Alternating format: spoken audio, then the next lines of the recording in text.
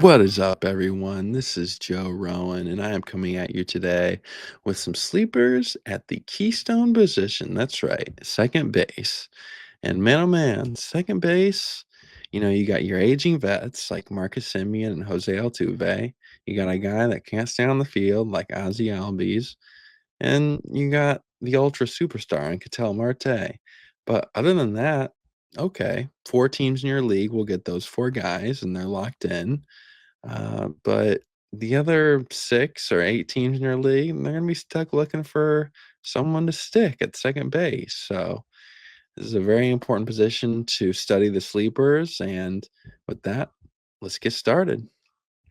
So you've heard all the drama about Kristian Campbell, who's coming in at now with all the Alex Bregman news and everything going on there. He's actually shot up just a bit, surprisingly, although not very surprising at all, actually. I mean, he might be blocked for the time being, but you never know what the Red Sox are going to do and who they're going to play on opening day and bring up or put in AAA.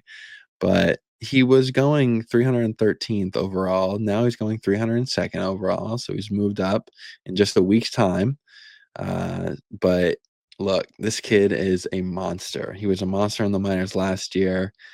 He shot up draft boards so quickly, and he was Baseball America's 2024 Minor League Player of the Year.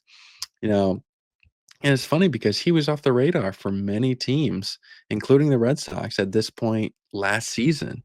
Uh, but, after he was drafted in 2023 and committed to Boston's offseason plan, his bat speed increased in a great way, along with various other developmental skills. And while his swing is one that might have the purists cringing a little bit, it works. This kid could be a star. Across 3 levels, this past season, Campbell posted an incredible 997 OPS with 20 dingers and 24 steals while slashing 330, 439, and 558. He also struck out just 103 times while he walked 74 times. Ah, man, it's crazy what this kid might be able to do for the Red Sox, who are already shooting up, people's predictions of winning the AL East and winning the American League. Man, if they have a star in this kid and Roman Anthony, it's going to be crazy what their future looks like. Um, Now, yeah, we have to be real for a second. Alex Bregman was acquired by the Red Sox, which might block a path in the time being. But the good thing is, Campbell, he's an athletic guy. He can play not only second, he can play third, he can play short, he can play the outfield. He played all around the minors. He's seen time pretty much everywhere. So all it really takes is one injury. And this guy is going to be brought up most likely. I feel that he's going to start in AAA, which will make his, ADP, draft day price lower, cheaper, which is good for you all. If you can draft and stash him, that's the true definition of a sleeper. Not a lot of people, not a lot of people are going to be taking that chance or wanting to draft and stash him, but I definitely suggest you doing that because he has star potential. So next up, let's talk about 216th overall Jackson Holliday.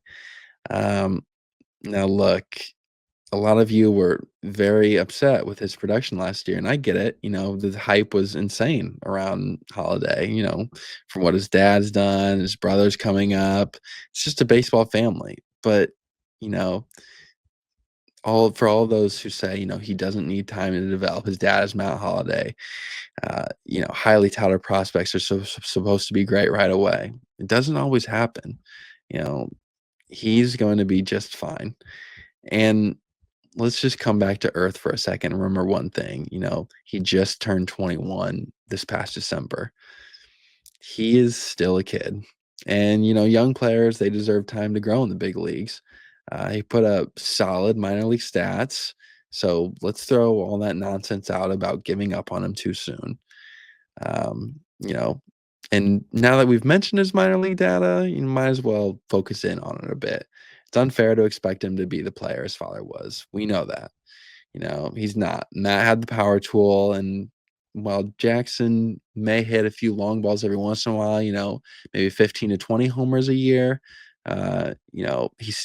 he might not have the power totals that his dad did, but he will have consistent impact on the ball. However, you don't have to hit a million home runs to be effective at the second base position, to be a useful fantasy talent.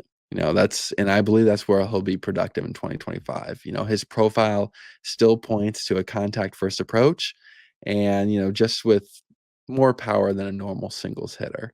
So he'll surprise you from time to time. He'll have more than Nico Horner, but he has kind of a similar skill set, which intrigues me a lot. His AAA performance in 2024, didn't go unnoticed. He put up 10 homers in 73 games with a 431 OBP and a 908 OPS. He's a patient, selective guy, and that's a good thing to be, especially in OBP leagues. And one major factor I saw change from the minors to the majors with Holliday was his walk to strikeout ratio.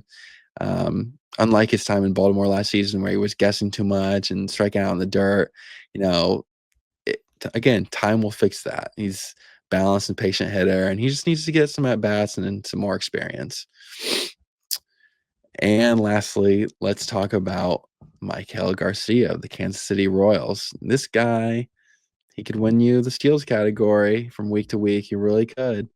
For all those that say, but the data doesn't support what he's doing on the field. Well, okay, let's pump the brakes a little bit. It might be true for his power aspect. I remember last season he homered 3 or 4 times in the first couple of games. Everyone was going nuts. No, the power is probably not the most elite skill set that Maikel has, but his chase and whiff rates were in the 92nd percentile last year, while his squared up rate was in the 98th percentile. I'd love to see him capitalize on that strong 70th percentile average exit velocity. But I mean, let's face it, Garcia is not focused on home runs. He has potential to be very valuable in pretty much every area, however. And that second and third base eligibility always helps too.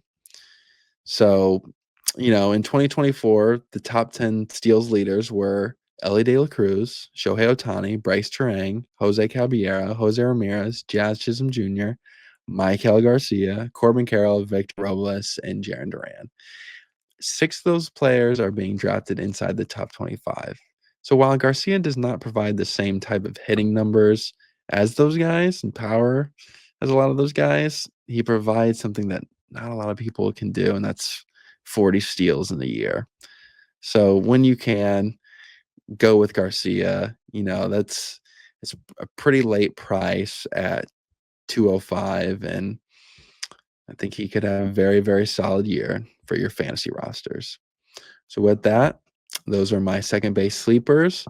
I hope you guys can take advantage of those in your draft and hope this helps out. Make sure to subscribe to the Just Fantasy Baseball channel. I'll be with you for all the sleepers and all the insights. And also make sure to follow me on Twitter at JRose34. Next sleeper series will be, or next sleeper edition will be third base, the hot corner. Hope to see you then.